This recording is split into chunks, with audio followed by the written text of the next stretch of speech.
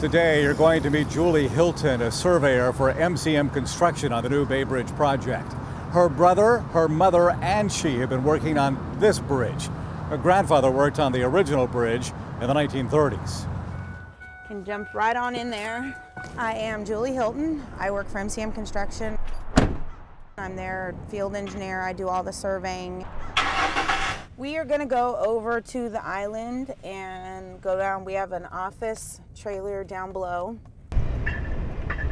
I am a Bay Area native. I lived in Pinole area until I was 11, and my mom moved us to Vallejo. I graduated from Hogan High. I've got five brothers, so I'm 34.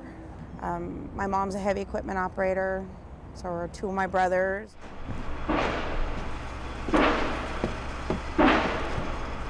My dad was a rigger, my grandfather was a rigger, and eventually a crane operator, so I have a family of people in the industry. My mother worked on the new bridge. My brother did briefly. He also worked for MCM Construction for a while. My mom worked on the first and second phase with me for another one of the contractors that were out here on the Skyway portion. And my grandfather worked on the original span. Rex Redford, Corbett Redford, but they called him Rex. There is my grandfather. He's the one that worked on the original bridge. And that little one there in the front's me, and that's my older brother, my cousin Amy, and my cousin Rob. This was actually when he was working on Mare Island. After he was hurt, he got hit by like some rebar. Not exactly. My mom knows better. You know, when you talk to her, she'll be able to tell you a lot more. This is my father's father, but they stayed very close my whole life. So he was hit by some rebar and injured, and so he couldn't be an iron worker anymore. So do you remember your grandfather talking about the Bay Bridge? You know, I don't remember my grandfather talking specifically about the Bay Bridge. I mean, except that, you know, my grandfather was one of those people, he liked small little random facts. He was very silly with us, you know. He called us all Henry. There were 7, he had 7 grandkids, and we were all Henry. Why? I have no idea. I don't know, maybe because his best friend's name was Henry, I'm not quite sure. But we were all Henry. And he'd say, hey, you know, how about you, me, Henry, and Henry go down and let's go push some ducks in the pond. He would always talk about pushing ducks in the pond and everything, but anytime we crossed the bridge, he would talk about it, and he'd say, I remember working on this, or, you know, he'd ask us, what way is the tide going? Little things like that, you know, but nothing specific. So my mom knows specific stuff. My name is Deborah Carrell, and that's spelled C-A-R-R-E-L-L. Your family's had this big connection with the Bay Bridge. Yes. Well, actually, it was my father-in-law.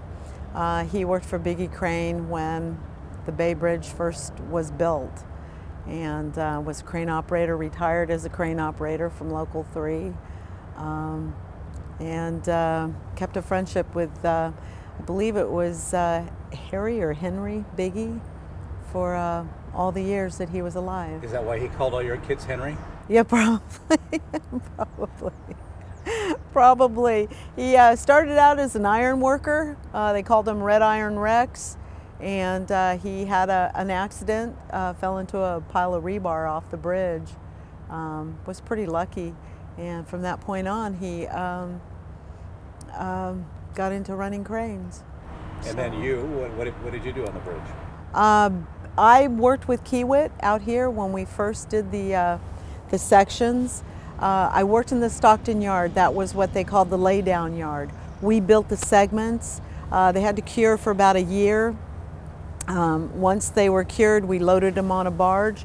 They came down here. At that time, work kind of, you know, fizzled out because we had completed all the segments. And I came down here and worked for Kiewit on the bridge, you know, putting the segments together. I worked with the post-tensioning crew. Tell me about the gear you work with.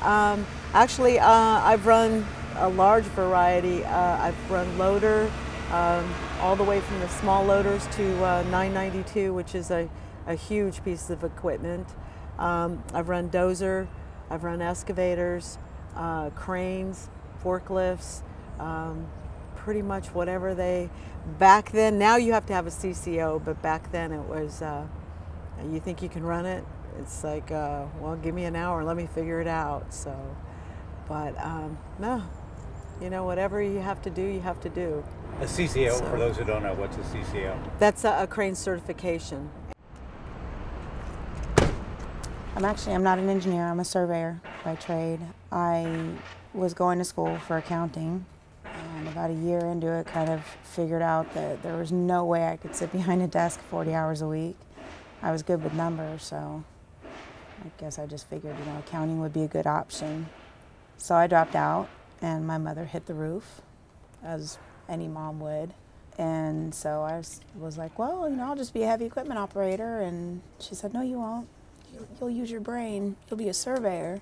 So I just honestly figured that I would do it until I figured out what I wanted to do in life. And once I actually got into it, I kind of liked it. And I thought, wow, how cool. You know, I get to be outside and run around and do different stuff every day and still do math. So this is the reflector that I'll kind of like walk around with. And this, the total station, and this have a radio link that's established.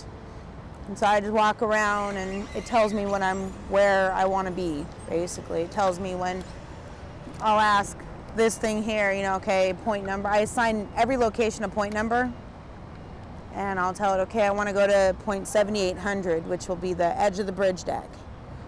And it tells me when I'm close to it, basically. It tells me how far to go away and how far to go left or right. And then I set a point there for them. And that's what they use to lay everything else out. It sounds kind of corny, you know, but you get to see the fruits of your labor. Any type of bridge work and construction in general, it's, you know, I worked on the Benicia Bridge for a couple of years, and now I drive over it every day. I live in Benicia now, so I commute over it every day, and I have a feeling I'm going to have the same feeling. I know I'll have the same feeling when I finally get to drive over this. You know, every now and then you kind of step back and go, wow, we're really doing this. I'm extremely proud. It's 25 years ago, you know, you never thought that you would make an impact and maybe open a door for someone, and apparently whatever impact I made opened that door, and in walked my daughter. So I'm very proud.